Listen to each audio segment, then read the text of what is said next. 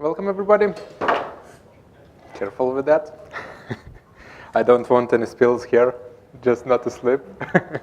Okay, anyway, let me introduce myself briefly. I'm Laurynas Dovydaitis. I come from Lithuania. And as my full-time job, I work as a cloud solution architect. And I do some teachings as a Microsoft certified trainer on my free time. Today I'm going to talk about Azure Storage and how to extend your data center with Azure Storage. And to set the expectations straight, this is more of an overview session than a deep dive, so don't expect anything above level 200 here. I will talk about basically 4 topics throughout this presentation. So first, I will overview the Azure Storage platform. What are the capabilities there? How can you register and use that service, etc. And then I will switch to the solution perspective, how to leverage the Azure Storage platform from the built-in solutions, if I may call it that way, starting from backup, or how to use that, and especially this is a very hot topic in the recent events that happened 2 weekends ago, I think. I will briefly cover the business continuity and disaster recovery scenarios with the Azure Site Recovery offering, and then I'll briefly touch StorSimple solution, which is basically an appliance to extend your current data center. And by meaning your, I usually refer to our customers. So in that sense, as you're an MCT crowd, I think you will be able to use those solutions and present those solutions to your customers as well, especially if you're not familiar with Azure at this point. So first of all, let's start with the platform perspective. And I would like to ask you a question about Microsoft data centers. Who knows how many data centers worldwide Microsoft has? So the first question was 48. It's not correct as of yesterday, because as the cloud changes every day, I checked the latest info yesterday. Any other options? 49. 49. Okay, you're aiming higher than the reality, actually. So currently there are 34 data centers, but Microsoft has announced another 6 data centers that they are planning to build. So 14 total as of yesterday. Correct me if I'm wrong, if information changed today. And from that different landscape, you can see that you can use those services all over the world, and this actually is a good thing for you, for us, and for our customers, because we can mitigate some issues like latency, or provide disaster recovery and business continuity scenarios all over the world, and mitigate some risks there as well. There are some exotic locations like China here that also runs Azure on Microsoft's behalf. Okay, so starting from storage and Azure Storage perspective, first we should start by storage account. If we create storage account in the platform, we have a couple of abstractions that we can use under that account. So first of all, let me talk about file abstraction. This is actually an SMB share that you can use for storing simple files and folder structures and access it through SMB protocol. Then another abstraction is disks, and this abstraction is actually used to store virtual hard drive files that are used for Azure virtual machines that you run on the platform. As for blob, large object files like pictures and videos, you can basically store them in almost unlimited amounts, and you have a couple of options how to create storage account to store those blob accounts. And you also use blobs for backups and stuff like that. For the queue and the table stores, these are actually more programmatic ways to store data, queues being the service to exchange messages between different services, and tables to store different entity information in that platform. Digging deeper, we can access all of that stored data through different ways, one of them being through REST APIs. If you are developing your own solution or want to use some application, you can use different client libraries. There are a lot, at least 10, like .NET, iOS client libraries, etc. And as an IT pro, you can definitely use command line tools like PowerShell or Azure CLI to automate some tasks and to store that files in an automated manner, or not the files, or the data that you need to store in the platform. As for from a user perspective, you also can use various graphical applications like Azure Storage Explorer, which allows you to connect to the storage account and explore the data that you use there. When you want to create storage account, you have a couple of options there. And the first question that you need to answer is actually the storage account type. So do you need to store, do you want to use a general purpose storage account, which basically allows you to store virtual machine disks, use files, and use tables and queues? Or you want to go for the blob storage to use with different solutions like backup solutions or other data that can be appended to that blob. After that, if you go with the general purpose accounts and you are specifically thinking about virtual machines, you have two options there. So you can use standard storage, which allows you basically to create a VHDs on typical SAS drives in the data center, so basically the hard drives. And if you go for the premium option, you actually can store your data on faster SSD drives, meaning you can get more IOPS per disk and more IOPS per virtual machine. If you go for the blob accounts, most probably you are thinking about some sort of backup solution or other applications of that type of storage account. You can choose two types there, hot storage or cold storage. And this actually differs in the price and in access times. How fast can you retrieve data from the platform? Hot obviously being more expensive and faster compared to cold blob accounts and blob storage. Thinking about resiliency, whenever, yes? Yeah, so on the previous question with the hot and cold, so I can have a hot and cold, just push up the data, and then I can switch the type? I think so, yes.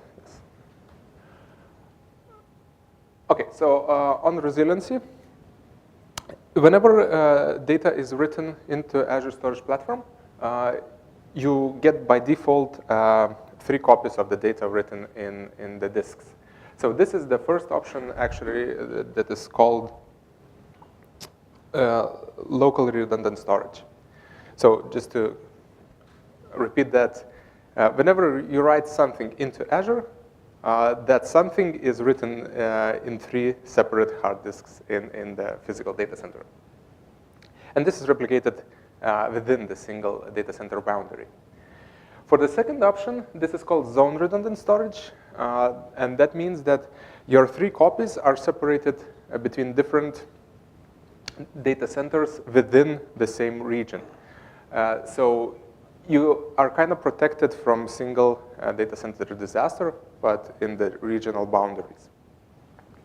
If you want to have even more protection, you can use this Geo Redundant Storage. And this means that whenever the data bit comes to Azure Storage account, it is written locally, synchronously into single data center, and then asynchronously replicate it to different locations. For example, you write something into Europe Datacenter, you get 3 copies, and then the storage platform acknowledges that data is written, and then asynchronously copies everything to America's data center. So this way you have Geo Redundant. We can choose which data center? Geo? I think so, yes. Okay, and the 4th option here is read access geo-replicated storage, which basically allows you to write data in one data center, but then read it from different regions. So, for example, if you have websites running in Europe and in Americas, you choose the primary data center in Europe, where all the writes happen. But to present the data on the website, you actually can read from Americas and from Europe separately to serve your customers better. Now, to get started, first of all, you need to have an Azure subscription. And there are a lot of ways to get it, one being the MCT MSDN account. MSDN subscription, where you can activate your benefit. The other option is to try a free trial, sign up for free trial. And of course, for production environments, you would just order Azure subscription from Microsoft or through partners. Then you need to create an Azure Storage account. And from there, when you choose either you want general purpose or blob storage account, you can start writing the data. Now, in order to access the data and to write the data, you have to actually be an storage account owner. Or you can use the shared key model, which basically allows you to have 2 shared keys through which you can access that storage account. And this allows you to update those keys in a separate manner and just basically periodically refresh those keys. And also you can turn on the anonymous access for that storage account. To quickly show how it's done, I will connect to my Azure portal. I have a subscription set up already. And if I go to portal.azure.com, obviously, I would need to sign in for that service and enter my MFA, passwords, etc. But in this case, I have single sign-on, and it has my credentials stored. So to create the storage account, I just select from the left-hand side menu, New Item. Basically, can choose here Storage. And then the first option is actually to create a storage account. If I click on that, I get a questionnaire. And unfortunately, I'm a bit short on view here, but let's try to walk this through. So first of all, I need to create a storage account name that is unique in .core Windows.net endpoint. And this is for me to have an access through public internet to that storage account. So if I choose MCT Summit 2017, it should be OK, and I get a green tick here. Then the second question is I actually have to choose the deployment model. And if you're familiar in Azure, you know that there are 2 deployment models, the old model and the new. So the old is called here Classic, Azure Service Manager. And this was used previously as a main resource management model for the Azure. The new model, Azure Resource Manager, this is the recommended way to go if you don't have any compatibility needs for the old management model. So if we are creating a new storage account and it's not connected to any previous solutions that we might be running in Azure Data Center, we choose Resource Manager. Now, for the account kind, I already mentioned that we have 2 options here, general purpose. So this is used for virtual machines, tables, queues, and some type of blobs. And if you want to go specifically for blob storage, then we choose this one and get an option to create hot or cold storage type. Now, as I go for general purpose, I would choose the performance, and based on my needs, I would go either for standard or premium, which differs by the disk type and basically the input-output operations per second that it provides. Replication, zone, local, geo, or read access, the things that I mentioned a couple of seconds ago. And then if we want to have a service encryption for data at rest, obviously, if we don't have any compatibility nuances that we need to address, we would definitely choose enabled. And do we want to block any insecure connections if you or your application tries to connect through HTTP endpoints? So by enabling, we say that this is denied, and we have to access the storage through HTTPS secured connections. Then we choose subscription, basically where we want to bill this service and where we want to receive the invoices. And then create a folder, if I may call it, the resource group, where I can choose this MCT Summit 2017 to create a new resource group. And location based on your solution, where you need to put the data and which data center you want to use it on. Click Create, and basically in a couple of seconds, the account is created. And you can start using it by accessing it through either Azure Console or those third-party or first-party graphical solutions or PowerShell. Okay, let me switch back to the presentation. So, what to keep in mind when you want to use that Azure Storage platform? There are some limitations, and these are called Azure Subscription limits. You can Bing or Google those. And there is a list that might be related to your solution that you're building. A couple of them I've outlined here. And to start from first one, basically you are limited by your subscription, and you can create up to 250 storage accounts per that subscription. Now this is written, this needs to be extended by Azure support team. So if you need actually to have those 250 accounts, you have to open a support ticket and motivate why you need so many storage accounts under a single subscription. Then there is a 500 terabyte limit per storage account that you can store, which is dependent on scenario, either a lot of data or not that much. And you are not limited by the number of files, blobs, and entities that or messages that you store in that storage account. The only hard limitation here is the quota on the size. Moving on, if you take into consideration the file shares, yes? It's not only limited size, but also limited IOPS. I will come to that, and as you can see in this slide, actually, sorry. Yeah, so the IOPS are capped per storage account at 20,000, but this applies only to standard storage account. So if you go for the premium, for example, you have a higher limit, which is capped, I think, at throughput per storage account, so basically megabytes per second throughput. And I was talking about file shares. For example, file share has a limit of 5 terabytes, and you can store a maximum file of a maximum size of 1 terabyte. So dependent on the scenario, this should or might be sufficient for you as well. And as for IOPS, I already mentioned that there are limit for storage account, and there are limits per disks and per file shares.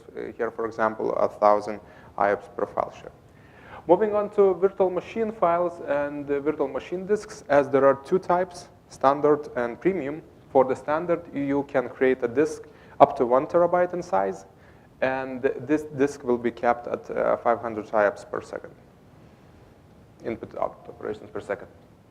If you go for the premium, you are less flexible on the size of the disk, so you have only 3 options, starting from 128 gigabytes to 1 terabyte, and you get a fixed IOPS per disk based on the disk size. So for example, for 1 terabyte premium disk, you will get 5,000 IOPS. And these IOPS are not limited by the storage account. So you have a possibility to create a virtual machine that might use up to 80,000 IOPS to process your data and to store your data. And another key point, just for you, if you are building a complex or large solution, I would recommend to check those limits and just to make sure that you will be okay starting right from the beginning by architecting your solution. Another consideration that is more general is that think about your connection to Azure, whether you're connecting through internet or through some private connections like Azure Express Route, whether your throughput will be sufficient to access the data and to retrieve and store the data.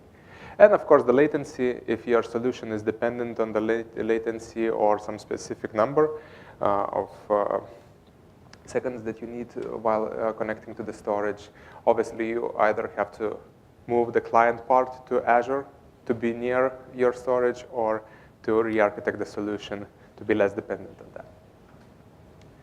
So this covers the Azure Storage Platform side, and I will now move into the solution perspective. So basically the solution is, solutions here from Microsoft are, I will look at 3 of those, starting from Azure Backup, which basically is a backup as a service for you to back up your files or your infrastructure.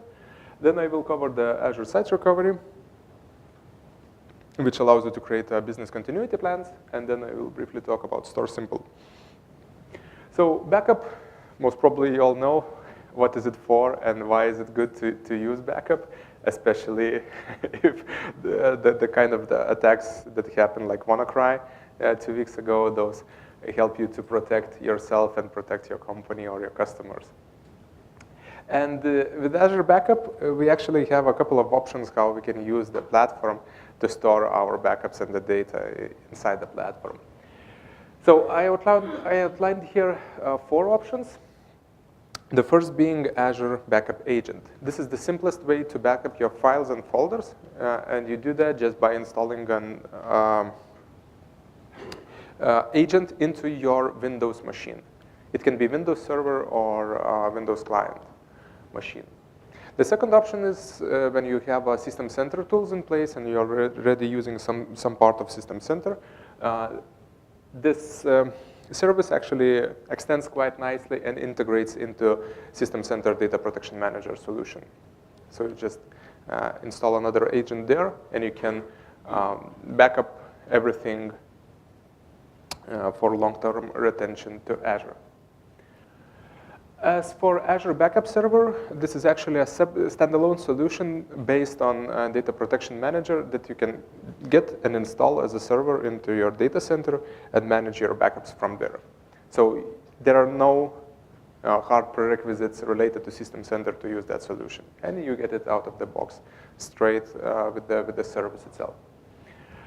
The fourth and final Azure infrastructure VM backup, this is targeted at your virtual machines that are running in your Azure subscription to back up those and to have copies stored inside the platform. Feature-wise, if we start from the simplest solution, looking at Azure Backup Agent, which is outlined here in first column, you basically have a file and folder backup, and you need to create Azure Backup Vault to store that information in the platform. Moving on, feature-wise, Azure Backup Server comes next. So here you can store and save your operating system states and basically full operating systems. If you use the System Center option, you also have ability to store those backups into and write them into tapes, while with Azure Backup Server, you don't have that option. And for Azure Backup, which is virtual machine extension, you basically have an option just to back it up in the platform, and you don't need to configure configure any complex things there.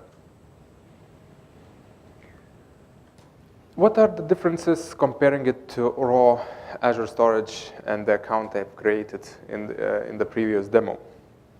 You obviously can use Azure Storage Platform as a storage option for your third-party solution, for example, like Vim or other third-party software. But there you will have to pay for the data amount, for the egress data that comes out of the data center, for transactions, etc. Here, if you choose the Azure Backup service, you actually get the software. So you get all the agents that you would like to use or want to use, as well as Azure Backup Server. So you don't need any additional software to back up your workloads. And the licenses are included in the service. You get unlimited data transfer, meaning that you can download your backups from the Azure, check them, and all the uploads are free either way. So you don't need to pay for that additionally. And you get data encryption in a sense that Azure Storage account might be unencrypted by default, and here all the backups are encrypted. The encryption key is stored on your own data center or in your own vault, so Microsoft does not get access to any of your data that is contained in the backup. If you lose the encryption key, you lose all your backup, basically. Microsoft cannot decode it. And you get a free, unlimited number of free restores here. When to use it, what is it good for? So if you want to back up your files and folders from the services, from file share servers, from your client PCs, your personal PC as well. It is good for System Center if you're already using some of the System Center products, so to extend it to have a long-term retention for your backups and archival data. It also works very well with VMware and Hyper-V hosts, so you can back up all your virtual machines and virtual workloads. And it can create application-consistent backups for Exchange, SharePoint, and SQL. So quite a few options here to use.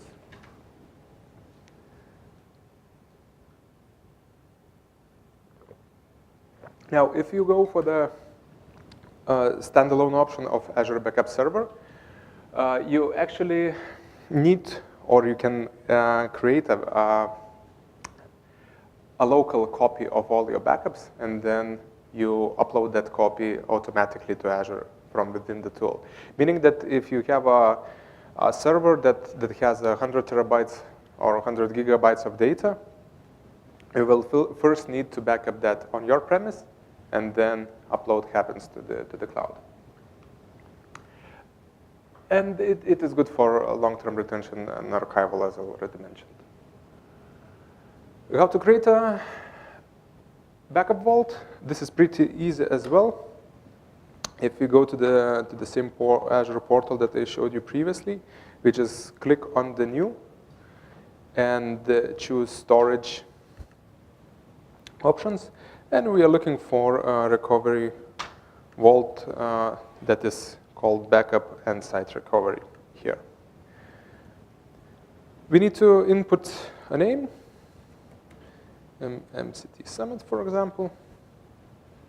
It checks if this is unique in my subscription. Then we choose the subscription where we want to build that stuff. Choose a resource group if we have one, or create new. We choose this resource group, MCT Summit 2017. And we choose the location where we want to store that backup. Click Create, and the platform provisions recovery vault that will use to administer your backups and recovery services that you might want to use. So here it is created, and deployment succeeded successfully. So let's move into recovery vault, and let me check where it is. Recovery vaults, and I have one that I created just now. So here we have a status of the service. We have the information on how much backups we already use, and since it's new, it's all zeros here. And so if I want to start, I just choose the add sign here and create a new backup location to store. It asks me what I want to backup and whether I want to backup Azure workloads, Azure virtual machines, or I want to backup something from on-premises. If I choose on-premises, the second question is whether I want to backup files or folders, virtual machine hosts, SQL Server, etc. So the easiest way to show how to backup everything is just by using files and folders. And here I get an instruction on how to prepare my infrastructure to backup to Azure. If I click, there are a couple of steps outlined. First of all, I need to download the Windows Server client or Windows client for backing up those workloads. And basically, this is an agent in XE package that installs Azure Backup Service. The second thing is I need to download Vault credentials, and this is basically an authorization key to connect to this backup vault and for backup agent to know where to store my backups of my files and folders. And this is already downloaded. So I installed that agent for Azure Backup, and I just wanted to show you how it looks. Basically, it's pretty familiar to Windows Backup Service, Windows Backup that is used from version 2008, I think, Server 2008, so yeah, it's pretty familiar. Other thing that differs here is actually that you have to register the server. And here you use that backup vault credential file that you downloaded from the platform. So if I click register server, I address the need for proxy servers if I use some. Click next and choose the vault credential, which basically I downloaded now. And here it is. And it shows me which backup vault it chose to do the backup, which region, and the subscription identifier. Next step is actually to create the passphrase. So we can either enter our own passphrase or generate it. And if you choose generate, we need to use a location where to store that encryption password that is known only for us. And as I mentioned, Microsoft does not get a hold of this thing. Click register. And basically, this creates a connection, secure connection between my machine, this computer, and Azure Backup Vault, where all the backups will be stored. Then the next step would be to create a backup schedule when I want for these backups to happen, what files I want to back up to the platform. Yes? This is the process for a single server, for a single workload. But you want to do it for numerous servers? Yeah, so in this case, you have to use automation tools like Configuration Manager, System Center Configuration Manager, or GPO, or whatever tools you are using, actually. So. You can patch all this somehow. I would need to check whether you can automate the credential part, but if you will send me an email or contacts, I can do it after the presentation.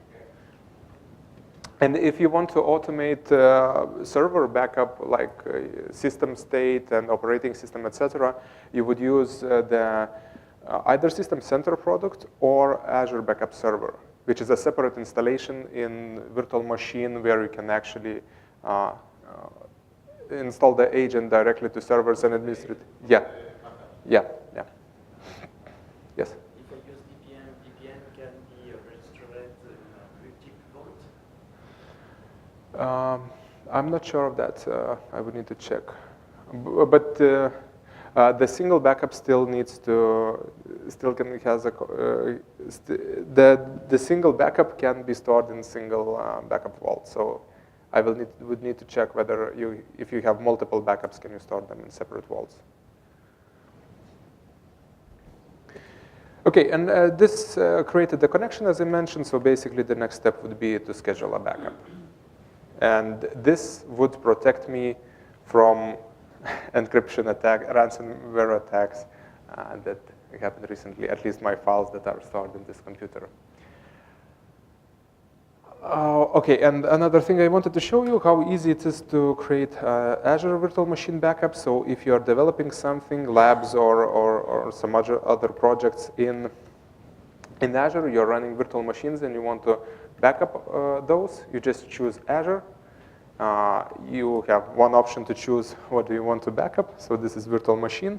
And if you click OK, you basically need to choose the policy for backing up, which contains backup frequency, retention range, and stuff like that. And if you click OK, you get a list of all virtual machines running in that subscription, which you can just tick here and create a backup for that virtual machine. So if I would click now Enable Backup, basically it's creating a backup for my virtual machine that was running in my Azure subscription. Okay.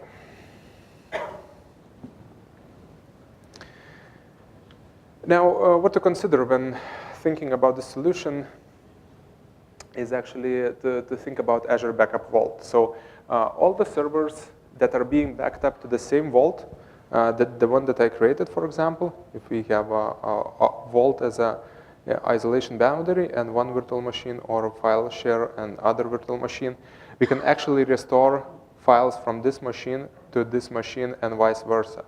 So if you need to protect those workloads or those virtual machines that you are backing up are separate, you should create a separate backup vaults for each of those machines that you're protecting, or each of those instances, I should say, because the same thing applies to files and folders as well. And you cannot you cannot migrate backup data between different subscriptions. So if you start small by subscribing for a trial account, just to check whether it works, for example, and then you want to move on to some paid subscription, the backup data does not migrate, so you will have to recreate all those backups. So data source limits, if you want to backup files, for Windows Server 2008, you have a limit of 1.7 terabytes, and if you use newer versions of Windows, you get a limit up to 54 terabytes of data from single instance to move to that backup vault. Another thing to think about is the number of times that backup can happen during the day, or one day. And there are different limits for those. So if we are talking about Azure Virtual Machine Backup, we can schedule that to happen one time during the day or the night. If we are using Data Protection Manager server, which is on-premises solution, basically, we can schedule that to happen twice a day. And if we are using file and folder backup, we can use that and make backups 3 times a day. And the duplication is not available for that solution. So if you are reusing a lot of files on different machines, you won't be able to save in that sense on data size. Okay, so moving on from Azure Backup, backup is not always sufficient to address your business continuity needs, and Azure Site Recovery is actually the tool to do that, to create a recovery plan in case of your data center disaster, or in case of another Azure data center disaster, to restart your resources in another data center.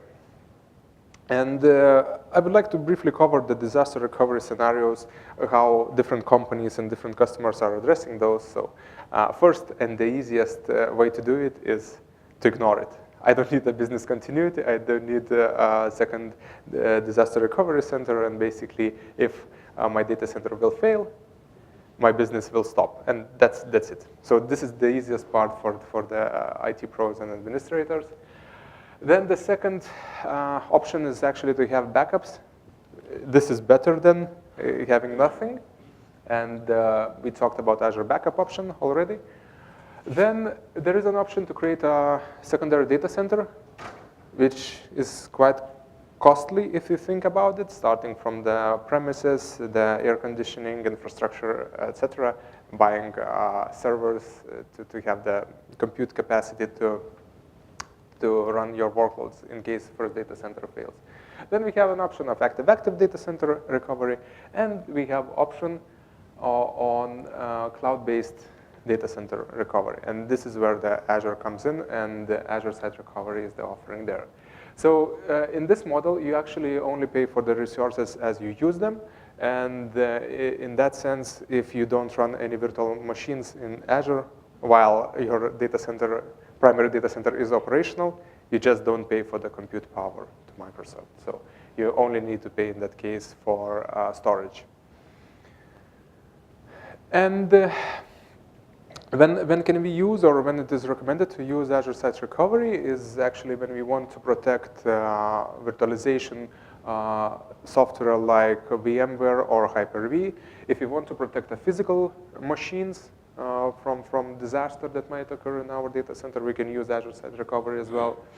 If you want to decrease the recovery point by having a continuous data replication to cloud, and if you want to minimize the recovery time by having possibility to spin up all the infrastructure and all the virtual machines just in the cloud. The offering here also supports private and public networks, so we can use either internet to replicate all the data to Azure Data Center, or we can use solutions like ExpressRoute, for example, to have it encapsulated in MPLS tunnels. And to optimize the recovery time, we can actually create a runbooks and create automation scripts, basically when to switch, what to run first, which virtual machine to start in case of the disaster, if you want to fail over to that Azure Data Center. If you use that service, we also get the notifications for help. So if our services are running okay, we can get a message that everything works fine, and otherwise, vice versa, if something fails, we get a notification that something bad is happening inside our data center. Basically, what I wanted to show in this table is that a lot of workloads are already supported with the Azure Site Recovery, and their examples cover SQL databases, SharePoint, Exchange, and the list gets updated basically every week. So for the newest information, I would propose to check on azure.com website to check whether your workload is already supported. Another third-party example is like SAP. This is also supported with the solution. Now, how it works. The service itself, it actually can replicate your data between two data centers that you own. So it's not necessarily, it's not necessarily has to be Azure Cloud. It can be your on-premise data center and another on-premise data center. And this way, the cloud just orchestrates the replication part. So we can have a basically witness, which is located in the cloud to give you information on your data center status. And here is an example between two Hyper-V data centers, the replication. Another option is to have a storage level replication. This also applies to Hyper-V servers. Then the third option is actually to have a Hyper-V replication to Azure, which you might have guessed that this should be an option in Microsoft Data Center, right? But if you move to third parties like VMware or even physical servers, we have an option to replicate the data between two data centers that we own. So this is the same scenario with VMware that I mentioned here on the first option. And we also have an option to replicate between VMware or physical servers and to have that replication to Azure cloud solution. You might want to ask what happens with VMware, and does it get converted when it moves to Azure? Yes, the conversion of hypervisors is done behind the scenes, so we don't need to worry about that in a sense. And how it works in case of physical and VMware replication, basically you have a process server that is running on your premises. Then you install 2 virtual machines with config server and master target server. And replication happens from one of the servers to master target, basically replicating all of your on-premise data and all the changed bits that happen in your virtual machines to Azure. If you want to have another subscription, or another customer signs up for the same solution, so another customer has to create those 2 virtual machines inside Azure, and this way the replication gets isolated between different tenants. Vice versa can be done as well. So if you want to replicate from Azure back to VMware, you can switch the servers basically and replicate back if you want to have that scenario. Now for the recovery vault, as there are a lot of scenarios and it's easier to get lost, I just quickly wanted to show you how it looks in the console. So the same console in the recovery vault service, we configured backup here. So now we can configure replication. And the first configuration step is actually to choose what we want to replicate and what we want to protect. So we have an option to protect Azure virtual machines between different data centers, and this is still in preview. This is new stuff. And if we want to protect our on-premises virtual machines or workloads that we are running there, we just choose on-premises, and basically we need to choose the infrastructure or prepare the infrastructure.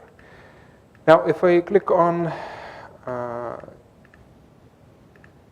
should be able to click here, and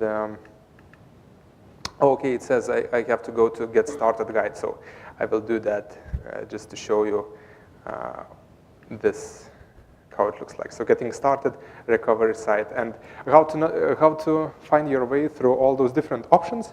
So you choose on-premises machines and how to prepare infrastructure, and then you choose where do you want to backup or create that secondary data center to Azure or to another data center that you own. And then you choose the hypervisor, the physical server, and then you get the manual how to create everything and how to create your recovery plan. So this could work as a guide for you by starting to set up that solution. Another thing to point out here is actually that you can use the same Azure Site Recovery to migrate all your on-premises workloads to Azure. For example, if you're running VMware and you want to start some virtual machines in Azure, you don't want to mess with the conversion and manual doing of that job, so you can use just Azure Site Recovery to automate everything and then kill the on-premise workloads. And the final point I wanted to talk about is StorSimple. So what is StorSimple? It's actually a physical appliance that runs in your data center, and this is a hardware appliance that you put into your rack, which allows you to automatically store and move data to Azure, in a sense. How it works? The device itself, it actually has 3 tiers of storage. First tier is the SSD disks that are used for busiest data that you are storing on the device. The second tier is HDD disks, which are cheaper, and you can get more size, more data to store there. And then if the data is inactive, or this is an archival or backup data, it automatically gets moved through the internet connection from the device to Azure Storage account that you set up in the previous step. All this is done by intelligent algorithms and is maintained by Microsoft, so you cannot choose which data is stored where. This happens automatically, actually. So, and there are 2 flavors of that StorSimple solution. So one is hardware appliance that you connect into your data center, and other is virtual array that you can run as a virtual machine in Azure to have a mirror of your on-premises data center configuration. And The scenarios where you can use this is actually to consolidate your storage. If, for example, you're thinking about buying a new storage for a data center, you might consider StorSimple to use cloud storage as an option. For data management automation, if you don't want to tear your data manually and you want to happen this automatically, and for archival solutions to connect automatically to data centers. Now, on the hardware side, this is 2 units in size. It has dual controllers, it has hot swappable components, and it gets all the updates automatically, which are not disruptive. So you get constant updates from Microsoft by using that solution. Another great thing is that it has iSCSI interface, so basically you can seamlessly interconnect that with your running servers or in your data center. It stores SAS and SSD drives. It has automatic tiering, which I already mentioned, thin provisioning, snapshots, and VMware workloads are supported here as well. For the virtual machine, this runs as a virtual StorSimple, sorry. This runs as a virtual machine in Azure. And you can use that virtual machine for item level restores. So if your primary data center crashes and you want to retrieve all the data that is already backed up to the cloud or stored in the cloud through the StorSimple solution. And if you want to create isolated environments by replicating, for example, production automatically, and you can just take a piece of your production snapshot and replicate it as a dev and test environment. What to consider if you would like to try this solution is the data downloads. So you will have to pay for all the data that comes out of the Azure Data Center. This is as with most of all offerings that are related to the pricing and Azure Cloud. And it would be highly recommended for you to have a dedicated internet connection from the appliance to internet or to somehow queue your current connections to provide the device with 40 megabits of throughput to the cloud. From security standpoint, the device encrypts everything and it stores a private key on hardware side. The second part stored in the cloud. And if you use virtual appliance, in this case, both keys are stored on the same virtual appliance, so it might be a security concern for you. Now, to recap, I haven't exhausted all of the storage solutions in Azure. There are some offerings like Azure Data Lake, for example, but this mostly covers the IT Pro part. So we talked about storage, Azure Storage Platform. It is pretty easy to set up. The limits, you should check for the limits before implementing a larger or production solution. But if you address those properly, there won't be any problems or issues for you. We talked about Azure Backup solution, which is a solution basically built on Azure Storage that allows you to back up your data, files, folders, and servers. Also pretty easy to set up, to back up your own PC, your configuration scripts that you use for your labs and your students. And you can try it to protect yourself as well. Azure Site Recovery for the businesses that are thinking about business continuity and disaster recovery in case something bad happens. And StorSimple if you want to dig deeper and want to extend even further your data center storage. With that, thank you for your attention. And if you have any questions,